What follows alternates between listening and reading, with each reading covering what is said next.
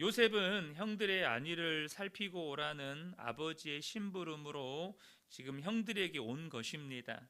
그런데 형들은 이번에도 요셉이 자기들을 감시하러 온 것이라고 생각을 합니다.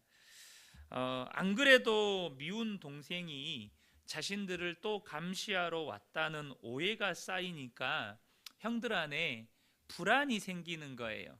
그게 뭐죠? 요셉이 말한 꿈에 대한 불안입니다. 20절을 보면 자 그를 죽여 한 구덩이에 던지고 우리가 말하기를 악한 짐승이 그를 잡아먹었다 하자 그의 꿈이 어떻게 되는지를 우리가 볼 것이니라. 왜 요셉을 지금 죽이려고 합니까? 그의 꿈이 어떻게 되는지를 보자.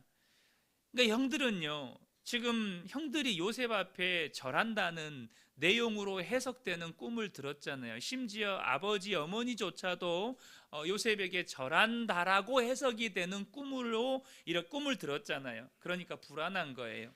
요셉이 자기들의 왕이 되어서 자기들이 요셉의 종이 될까봐, 요셉 앞에 이렇게 무릎 꿇고 조아리고 살아야 될까봐 겁이 나고 두려운 겁니다. 그러니까 어떻게 하는 겁니까? 요셉을 죽여서 그 꿈이 이루어지지 못하게 하자라는 거죠. 그래서 그들은 요셉의 꿈이 현실이 되기 전에 요셉을 제거하려고 합니다. 그래서 오늘 본문에 보면 먼저 요셉을 동생이라고 부르지 않고 뭐라고 부르죠? 꿈꾸는 자라고 불러요. 지금 이러한 형들의 모습은요, 우리가 인간관계에 대해서 우리가 인간관계를 할 때 어떠한 점을 주의해야 되는지에 대해서 매우 중요한 부분을 가르쳐 줍니다. 우리가 누군가와의 관계에서 상대방을 내가 생각한 대로 낙인을 찍거나 단정을 하게 되면 오해를 낳게 돼요. 그리고 이해를 멈추게 됩니다.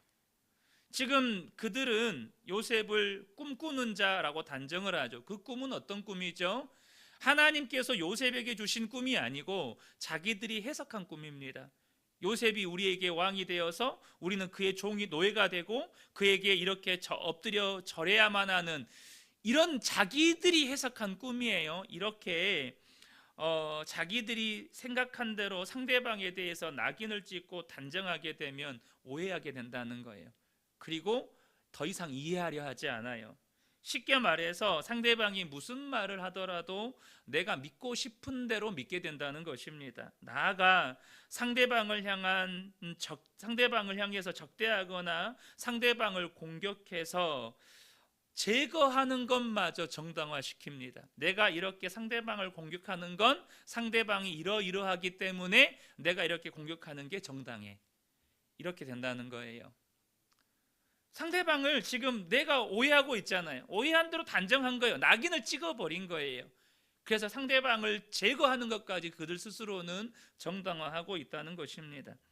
이러한 형들의 모습이 우리에게 인간관계에 대해서, 특별히 교회 안에서 성도와 성도와의 관계에서 매우 중요한 교훈을 준다는 것입니다. 지금 자기들을 향해서 오는 요셉에 대한 형들의 시선과 판단을 오늘 한번 본문에서 보았으면 좋겠습니다. 18절 19절을 보면 요셉이 그들에게 가까이 오기 전에 그들이 요셉을 멀리서 보고 죽이기를 꾀하여 서로 이르되 꿈꾸는 자가 오는도다, 이렇게 성경이 기록하고 있어요. 여기서 먼저 18절을 보면 요셉이 가까이 오기 전에 멀리서 보고 그들은 요셉에 대한 어떤 모든 것을 결정해 버립니다. 요셉이 가까이 오지 않았어요. 멀리서 보고 요셉에게 뭘 할 건지, 뭘 할 거였죠? 요셉을 죽이기를 꾀했다는 거예요.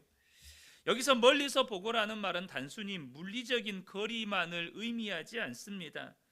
형들은 누구도 요셉을 가까이에서 보고 판단하지 않았어요. 무슨 말이죠? 다시 말하면 요셉과 누구도 깊은 대화를 통해서 요셉의 꿈의 내용이 정확히 무엇인지, 그 꿈이 무엇을 의미하는지, 무엇보다도 그 꿈을 꾸게 하신 분이 누구신지 형들 중에 누구도 단 한 번도 요셉과 깊은 대화를 나누지도 않았고 나눌 생각도 없었어요.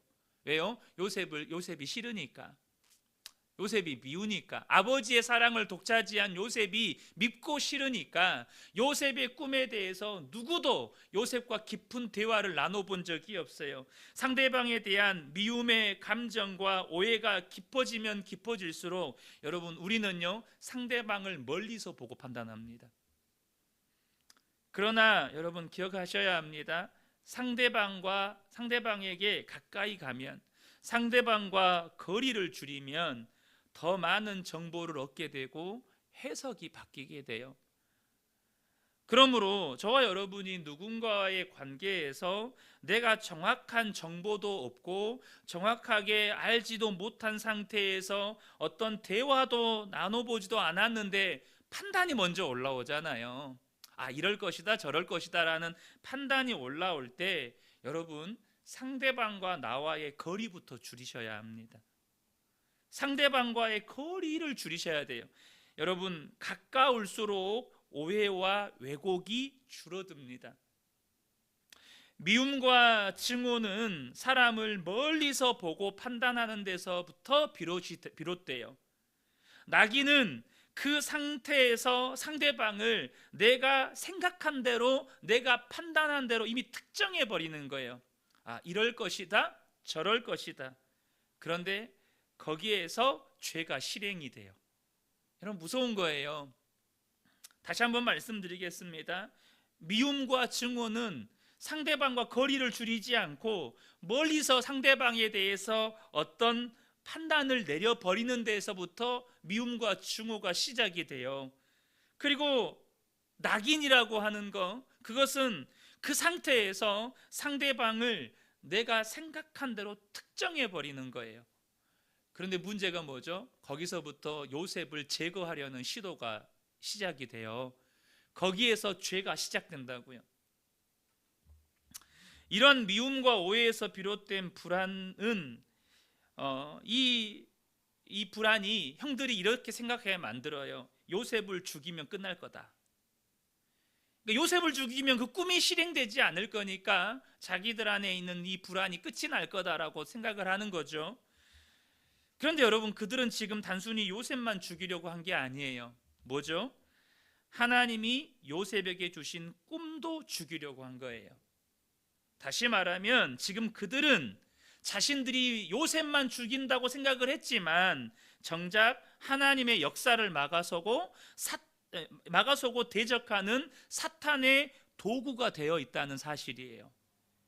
요셉 한 사람을 죽이는 게 아닙니다. 하나님을 막아서고 하나님을 대적하는 사탄의 도구가 되고 있다는 거예요.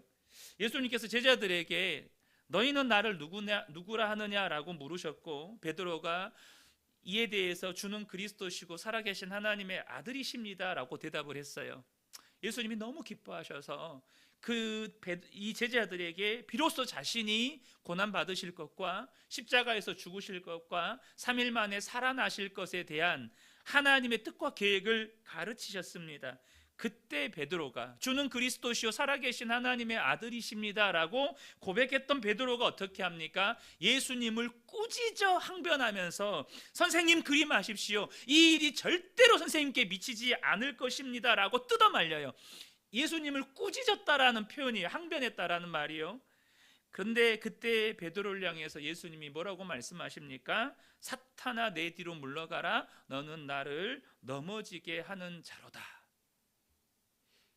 여러분, 베드로가 예수님을 생각해서 한 말이에요. 그런데 베드로 안에 뭐가 있어요? 두려움과 불안이 있는 거예요. 예수님 돌아가시면 어떻게 되지? 예수님 돌아가시면 우리 어떻게 하란 말이지? 여러분, 저와 여러분이 기억하셔야 돼요. 불안, 두려움, 근심, 걱정, 염려, 이러한 감정들이 동기가 되어서 내가 무슨 말을 하거나 행동을 하려고 할 때 그 순간 우리가 나도 모르게 하나님을 대적하고 하나님의 역사를 막아서는 사탄의 도구가 될 수 있다는 것입니다. 내 동기가 불안이에요. 내 동기가 두려움이에요. 내 동기가 근심과 걱정과 염려가 가득한 상태에서 누군가에게 어떤 말을 하고 어떤 행동을 할 때, 여러분 그게요, 나도 모르는 사이에 사탄의 도구가 될 수 있다는 거예요. 여러분 무서운 일 아닙니까? 그러므로 여러분 안에 어떤 불안이 있어요. 두려움이 있어요. 근심, 걱정, 염려가 있어요. 그때는 말을 멈추셔야 돼요. 그때는 행동을 멈추셔야 돼요. 그리고 주님 앞으로 가셔야 돼요. 주님 앞으로 가셔야 돼요. 불안과 두려움과 근심, 걱정, 염려가 동기가 되어서 내가 무언가를 하려고 하면 내 의사와 상관이 없어요.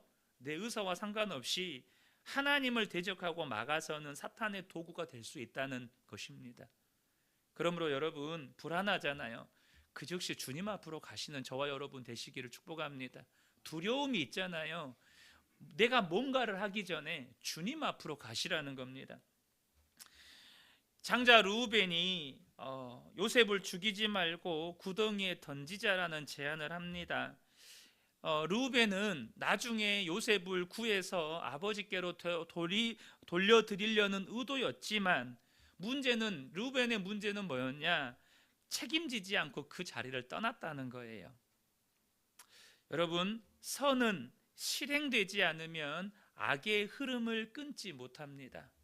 내 안에 선한 일을 해야겠다라고 정말로 마음의 결심을 하더라도 내가 실행하지 않으면 우리의 삶에 흐르고 있는 악의 흐름을 끊어내지 못한다는 거예요. 성령께서 저와 여러분의 마음 가운데 선한 마음을 주실 때 여러분 즉시 행하실 수 있는 저와 여러분 되셨으면 좋겠습니다. 이에 유다가 나섭니다. 요셉을 미디안 상인들에게 팔자는 제안을 합니다. 그러니까 요셉을 살리는 제안을 한 거죠. 근데 여러분 유다의 제안도 요셉을 살리는 제안이긴 하지만 최선의 선택은 아니죠. 만약에 유다가 최선의 선택을 했다면 다시 아버지께로 돌려야죠. 그러나 어쨌든 유다는 요셉을 살리는 제안으로서 미디안 상인들에게 팔자는 제안을 합니다. 그런데 여기에서 우리가 주목해 봐야 될 게 있어요. 그게 뭐냐면 유다의 요셉을 향한 호칭입니다. 26절을 보겠습니다. 유다가 자기 형제들에게 이르되 우리가 우리 동생을 죽이고 그의 피를 덮어둔들 무엇이 유익할까? 호칭이요, 형들이 이전에 요셉이 올 때 뭐라고 불렀죠?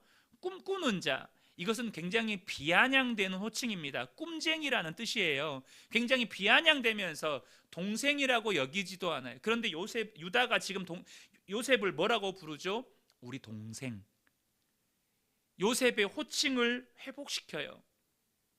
형들에게서 지워진 우리 동생이라는 이름을 다시 씁니다. 그러니까 지금 형들이라고 하는 이 집단의 증오 속에서 마지막 데드라인을 유다가 회복시키는 거예요.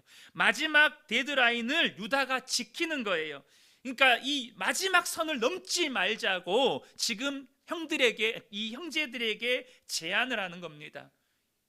요셉은 우리 동생이다. 요셉은 아버지로부터 한 피를 물려받은 우리 가족이다. 사랑하는 성도 여러분, 이것이 중요해요. 우리가 관계가 힘들고 어려워도 마지막 지켜야 할 관계의 선이 있어요. 관계의 선. 그게 뭐죠?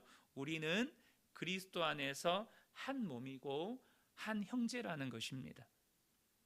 여러분, 저와 여러분이 어떤 관계에 어려움이 있을 수 있죠. 그런데 저와 여러분이 반드시 지켜야 할 관계의 마지막 선이 있어요. 그게 뭐죠?